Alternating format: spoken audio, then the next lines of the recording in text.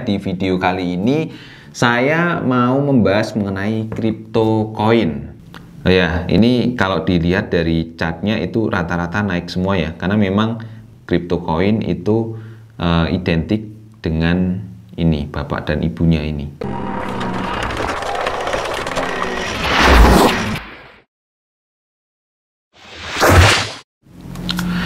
Halo teman-teman, selamat datang di channel saya, Ardi Novianto Putra.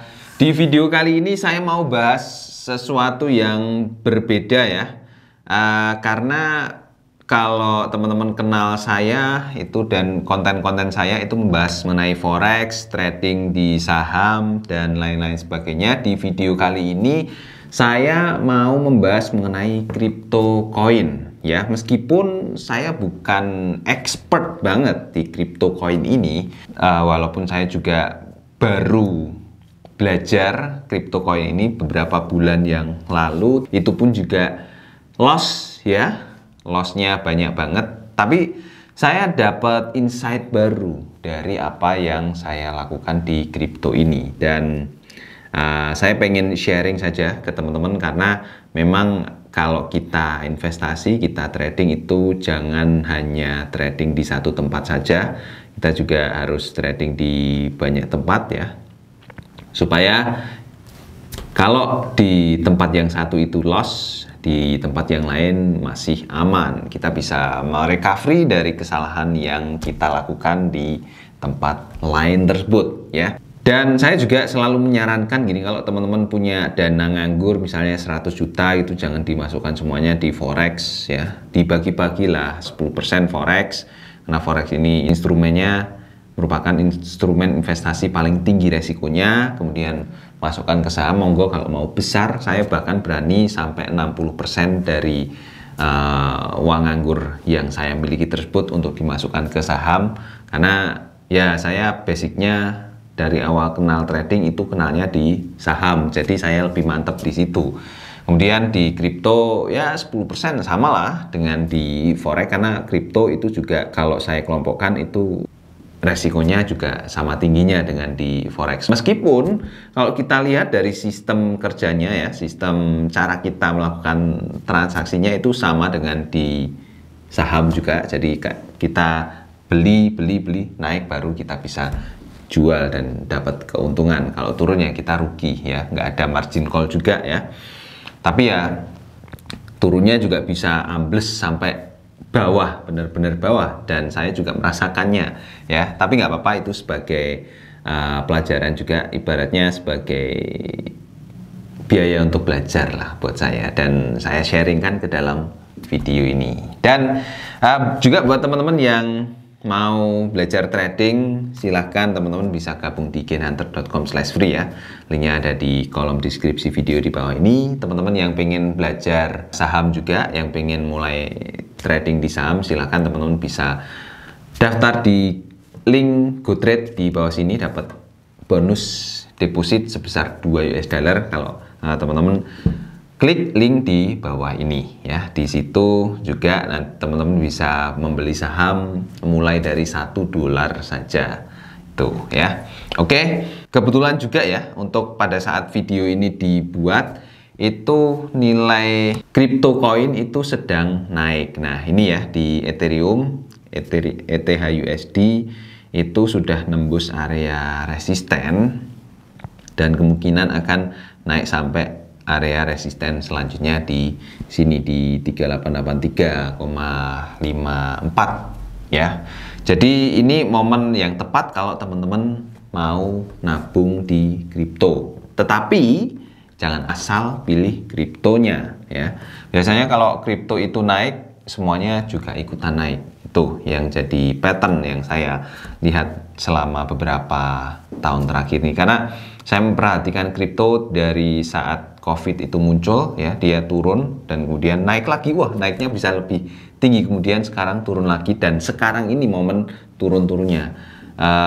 Naik itu di ini ya, akhir tahun yang lalu itu sempat menyentuh angka tertinggi, kemudian turun sampai hari ini, sampai bulan 3 ini ya, akhir bulan 3, berarti kan cepet banget ya kan naik turunnya. Jadi ini perlu teman-teman waspadai. Makanya saya sarankan untuk trading hanya dengan menggunakan 10% dari modal yang teman-teman miliki. Oke, ini di Bitcoin juga sama ya, naiknya ya, sudah tembus area resisten, berarti targetnya sampai di sini. Kemudian ketembus ke sini, baru naik sampai sini. Tadi saya baca di Facebook itu ada yang memperkirakan, bukan memperkirakan, tapi ada yang membuat statement bahwa Bitcoin itu tidak akan naik sampai 50.000 US dollar. Saya nggak tahu benar atau enggak, tapi yang jelas kalau sudah menembus area 50.000 US dollar, itu bakalan makin naik lagi ya. Yang jelas seperti itu. Ini dilihat dari grafik-grafik sebelumnya seperti itu ya. Harga tertinggi itu sebentar. Oh, ini harga tertinggi tetap kemarin ya, pas November 2021. Ini kan berarti kan baru saja harganya itu menyentuh nilai tertinggi sepanjang masa bahkan ya. Oke, sekarang kita masuk ke ini ya. Bitcoin atau crypto coin itu kan ada banyak sekali asetnya ya. Kalau kita lihat di coinmarketcap.com, kripto itu ada 18.522. Beberapa minggu yang lalu saya cek itu masih ada di 16.000 sekian, 16.700 berapa gitu. Bahkan beberapa bulan yang lalu tak cek itu masih 16.200, 300, ya sekitar segitulah ya. Tiba-tiba langsung naik jadi 18.000. Ini jumlah crypto coin yang ada di seluruh dunia ya. Kok bisa bubble seperti itu? Ya karena kripto ini menjadi tren untuk pendanaan perusahaan. Bahkan orang itu bisa dengan mudahnya bikin kripto, menerbitkan kripto gitu kan, dan dapat pendanaan dari situ, dari kripto itu. Kalau ada orang yang beli koinnya, kita dapat dananya tersebut. Bahkan di artis-artis di Indonesia itu kan juga melakukan hal tersebut ya, meskipun hasilnya setelah di launching langsung turun ya, sama kayak sahamnya Bukalapak ya. Tapi sahamnya Bukalapak itu sempat naik dulu pas IPO, setelah itu turun lagi ya. Jadi Bitcoin ini itu jadi sarana lain yang digunakan oleh para pemilik perusahaan atau apapun itu, startup dan lain-lain sebagainya, untuk mencari pendanaan ya, selain menjual sahamnya. Keuntungan perusahaan tersebut membuat koin itu karena kalau mencari pendanaan itu kan macam-macam ya perusahaan ya. Ada bisa pinjam di bank. Nah, kalau pinjam di bank kan harus mengembalikan ya. Kalau kemudian ada juga yang nerbitin saham ya. Kalau nerbitin saham, keuntungannya nggak harus mengembalikan pendanaan tersebut, tapi harus sharing profit kalau perusahaan tersebut untung. Nah, yang ketiga ini dengan koin ini, menerbitkan koin, kemudian keuntungannya ya kita nggak perlu, perusahaannya itu nggak perlu ngembaliin uangnya ya kan, karena ya orang-orang sudah dapat koinnya dan bisa ditransaksikan juga kayak gitu. Oke, sekarang cara memilih koin atau kripto yang pas ya, yang tepat untuk teman-teman, itu caranya gimana sih? Ya carilah di halaman pertama ini. Carilah di halaman pertama ini, itu masih oke lah, masih ya ibaratnya ini syarat utama, syarat pertama kalau teman-teman pengen mencari Bitcoin yang aman. Oke. Kemudian cara yang kedua, kita kan otomatis cari yang paling murah ya. Kalau bisa cari yang harganya masih nol, di bawah $1 ya, di bawah $1. Ini ada, ini masuk ke halaman pertama.